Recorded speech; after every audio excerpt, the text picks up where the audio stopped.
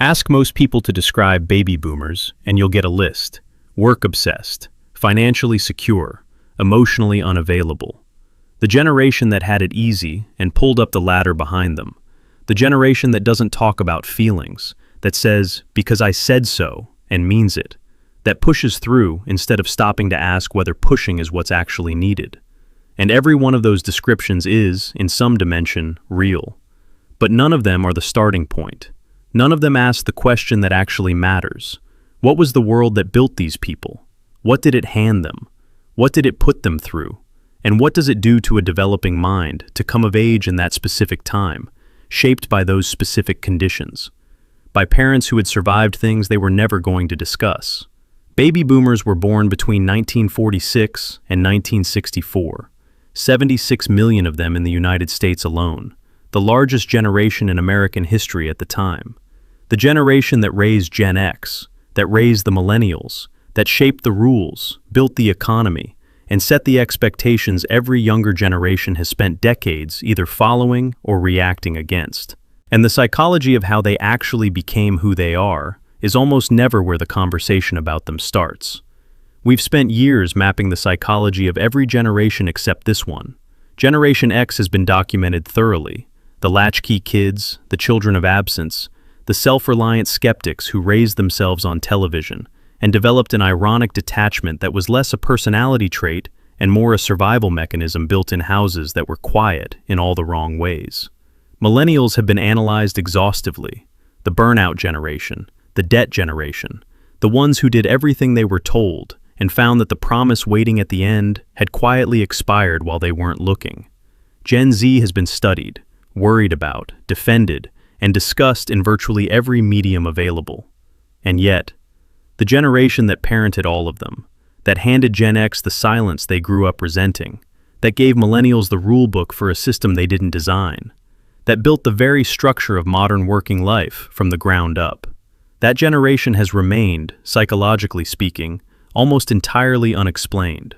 Not because the story isn't there, because we've been so busy reacting to who they became that almost no one has stopped to ask what made them that way. The term is intergenerational emotional transmission. It describes the way emotional patterns, specifically the ways people process, express, and suppress feeling, move from parent to child, not through instruction, but through environment. Children don't learn emotional behavior from being told what to do with feelings. They absorb it from watching what the adults around them do with their own. The parents of baby boomers, the greatest generation and the silent generation, had come through the Great Depression and the Second World War. They had built the psychological tools those experiences demanded: forward motion, stoicism, work as the answer to everything, and the deep understanding that what couldn't be fixed by doing simply wasn't discussed. These weren't flaws. They were precise adaptations to a world that required them to keep moving or not survive. And they passed those tools to their children, not deliberately, through the air of every room they occupied. Stay with me, because this is where it becomes specific. Picture this. It's October 1962. You're 14 years old. Your teacher has just told your class to get under their desks. Not because there's a fire, because there are Soviet nuclear weapons pointed at American cities, and the president is on television, and nobody knows how the next 72 hours end. You fold yourself under a school desk, and you wait. And then the bell rings, and you go home for dinner. Your father is already at the table. He worked 12 hours today, and he will work 12 hours tomorrow. He doesn't ask how you are. He doesn't know how to ask, because his father never asked him, because his father came back from the war and didn't speak about it, and that was simply what men did. The dinner is hot. The house is warm. In every way anyone can measure, everything is fine. That was not a crisis moment. That was a Tuesday. For an entire generation of children, that was a Tuesday. Baby boomers came of age inside a world that was simultaneously the most broadly prosperous in American history, and one miscalculation away from nuclear annihilation. The post-war boom was real. The American dream was real, and so was the duck and cover drill. Both of those things lived in the same household, at the same dinner table, inside the same silence. The economic dimension of this is not incidental. Research published in the Quarterly Journal of Economics by economists Ulrike Malmendier and Stefan Nagel found that the macroeconomic conditions a person lives through during their formative years leave lasting psychological imprints that shape their relationship with risk, security, and optimism across their entire lifetime.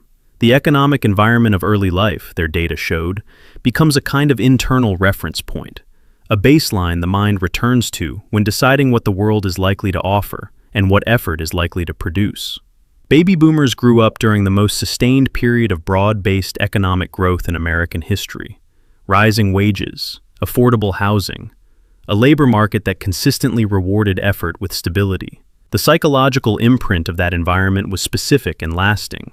Work hard, and the world holds up its end of the agreement. Expect more tomorrow than you have today. The system is reliable, because for the first 3 decades of your life, it was. And here is where the framing of this generation shifts. Because baby boomers are not simply the architects of a world that became harder for the people who came after. They are people who received a specific set of tools: optimism, work ethic, stoicism, forward motion, and who used those tools as faithfully as they knew how. The difficulty was not the tools. It was that the world changed around them, and the tools didn't update with it. Analysis of general social survey data by psychologist Twenge found that baby boomers score higher on work identity fusion than any other living generation, meaning their sense of who they are is more deeply bound to what they do professionally than any of their successors. That isn't arrogance. It is the predictable output of a formative world in which career and achievement were the primary language of safety, of love, and of worth. When a boomer parent worked 70 hours a week without complaint and couldn't understand why their child didn't register it as devotion, they were not being cold. They were speaking the only language of love they had ever been handed. Work was what their parents did instead of talking. Provision was what protection looked like in the households they came from. The emotional vocabulary simply wasn't present, not because they didn't feel things, but because no one had ever shown them what to do with feeling. This doesn't explain away the distance, but it does explain where the distance came from.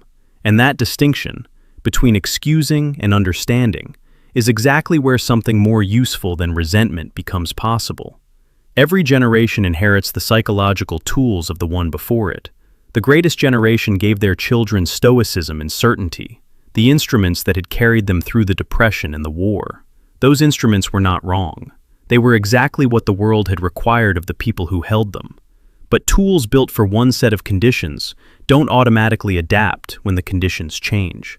And baby boomers spent their adult lives using equipment forged for a world that no longer fully existed, carrying an emotional silence that was never originally theirs, passing on patterns they had never been taught to question, because no one before them had thought to question them either.